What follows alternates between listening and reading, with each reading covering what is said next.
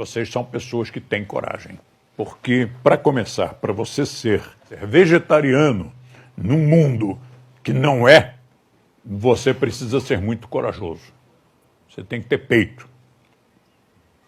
Para você ser subversivo, porque quem não come carne é subversivo. Está subvertendo a economia mundial. Está dizendo um basta.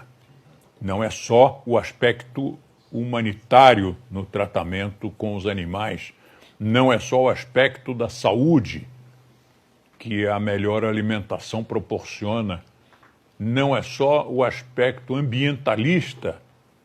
Nós estamos falando de uma revolução econômica, uma revolução da economia.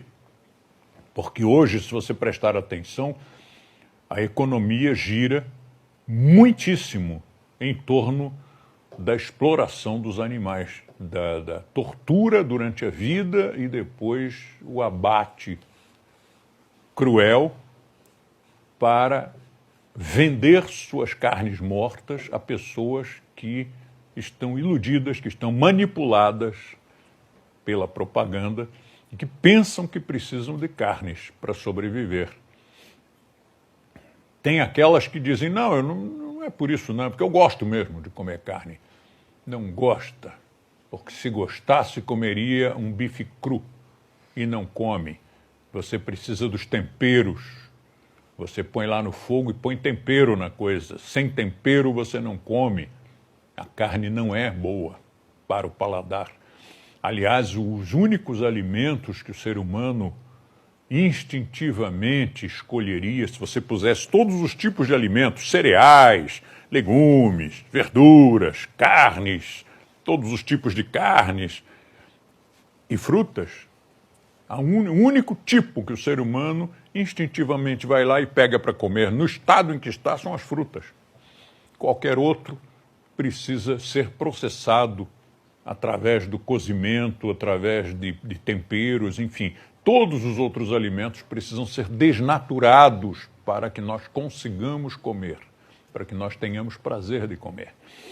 Mas também tem aquela parcela muito grande de pessoas que gostariam mesmo de parar de comer carnes, até que muita gente tem nojo de comer carne, mas pensa, e eu vou ficar desnutrido, como é que eu vou substituir a carne? Isso é uma grande bobagem.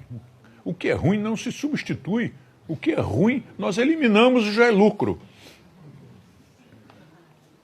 Eu nunca substituí. Eu parei de comer carne na passagem dos 15 para os 16 anos de idade, ou seja, ainda estava em crescimento, em formação, tanto da musculatura quanto do cérebro, ainda estava aquilo tudo, até os ossos ainda estavam num processo de crescimento.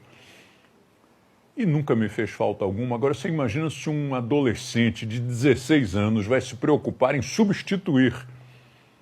Que substituir coisa nenhuma. Eu queria fazer farra, queria fazer festa, eu queria comer o que me dava prazer. E o ser humano, em geral, é assim. O adolescente é mais.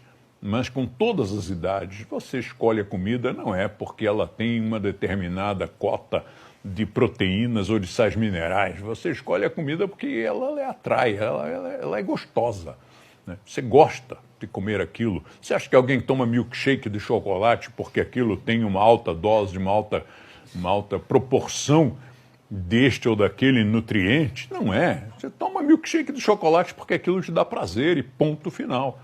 E assim foi a minha vida inteira. Eu nunca me preocupei em substituir. Eu fico até indignado quando alguém quer substituir a carne por soja. Como assim por soja? Logo, soja? Você não podia substituir por outra coisa, não?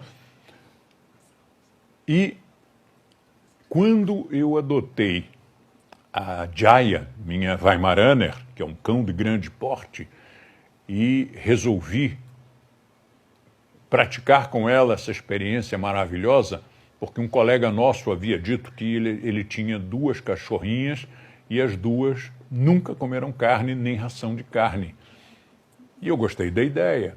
Então resolvi fazer eu mesmo a experiência e fiquei fascinado. A Jaya é enorme, fortíssima. E depois a irmãzinha dela, que é a Frida, mesma coisa. A Frida, então, nunca comeu ração vegetariana. A Jaya comeu muita ração vegetariana. A Frida, nem isso. A Frida come a nossa comida.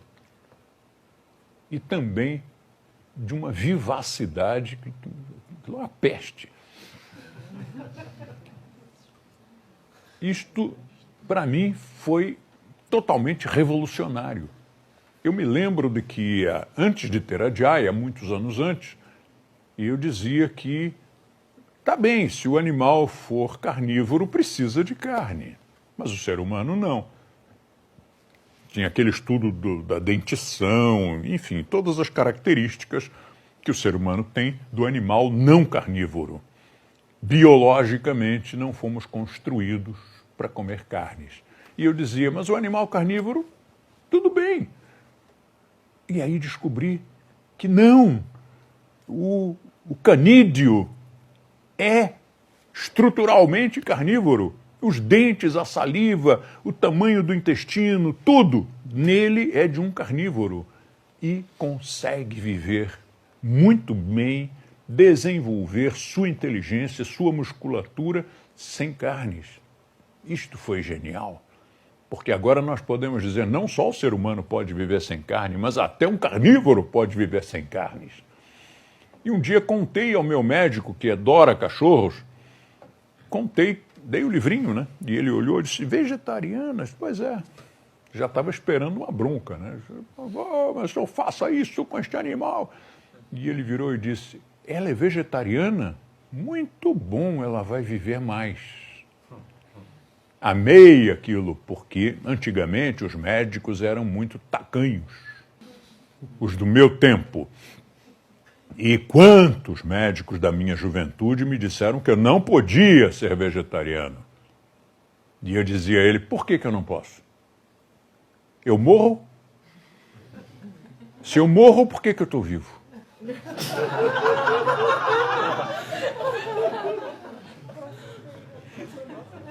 Mas é aquele anti-raciocínio.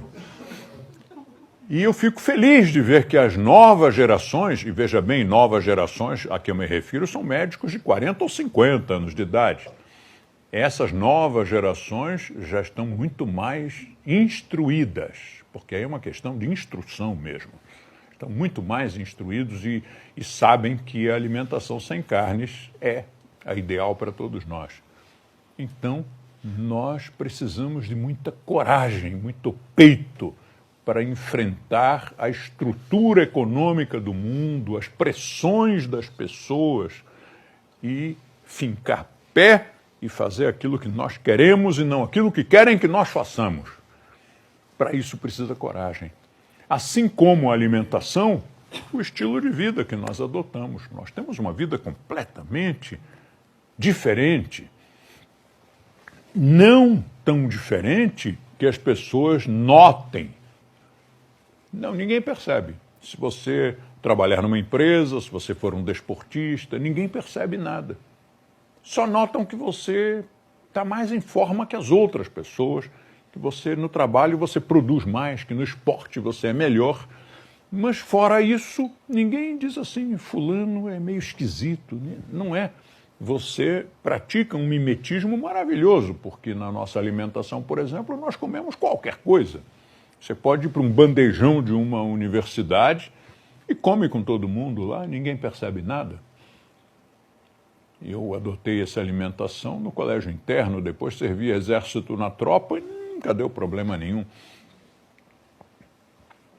E o estilão de vida, esse lifestyle que nós adotamos, é uma coisa extraordinária, mas que exige coragem. Se uma pessoa é meio acovardada, ela não consegue. Ela começa a adotar, por exemplo, hábitos bons como não fumar, não tomar álcool. Aliás, o não fumar hoje começou a ficar mais fácil, né? Porque há um consenso de que o fumo é uma porcaria. Mas o álcool, que é outra grande porcaria, não tem ainda, não conta com esse consenso de opinião pública. As pessoas acham que tomar droga, álcool, afinal álcool é droga, que tudo bem. Então é muito estranho quando um pai chama o filho para dar uma bronca e diz: meu filho, você tem que parar de tomar drogas. E está com um copo de uísque na mão. Isto é uma situação kafkiana. Como o cara pode dizer para o garoto não tomar drogas se ele está tomando drogas? A única diferença é que as drogas dele são drogas legais e as outras são ilegais. Mas tirando isso, que na hora em que, como em alguns estados dos Estados Unidos, como no Uruguai, em que algumas drogas se tornaram legais, então agora tudo bem, a gente vai usar. Nós não deixamos de usar as drogas porque elas são ilegais, e sim porque não são legais. Não são cool. Né? É só por isso. Tem que ter muita coragem para alguém te convidar para um churrasco e você comparecer e escolher o que você quer comer. Você não é obrigado a comer o que os outros querem. Você come o que você quiser. Não tem churrasco que se preze e que não tenha algumas outras coisas. Todo churrasco tem mais alguma coisa. Um dia, no meu clube de Rotary, não o atual, um que eu frequentava antes, organizou um churrasco. Todo mundo lá sabia, porque nos jantares todo mundo via que eu escolhia só as coisas que não tinham carne, e várias vezes o assunto veio até a baila. E no churrasco os caras não tiveram a consideração de colocar alguma coisa que não tivesse carnes. Mas eu e a Fernanda comemos arroz. Tinha arroz. Pusemos ali um temperinho no arroz, um pãozinho e pronto, forramos o estômago. Claro, ficamos indignados com a falta de consideração, mas não passamos fome. Tem que ter peito. Claro que depois de uma certa idade já não precisa mais. Depois de uma certa idade você está tão senhor de si, você tem tanta certeza de você mesmo, que não exige mais coragem. Você já está calejado, está acostumado. Mas no início da vida isso é difícil. Né? Quando o cara está na faixa dos 20, e até mesmo no dígito dos 30, fica um pouco difícil se o cara não tem coragem.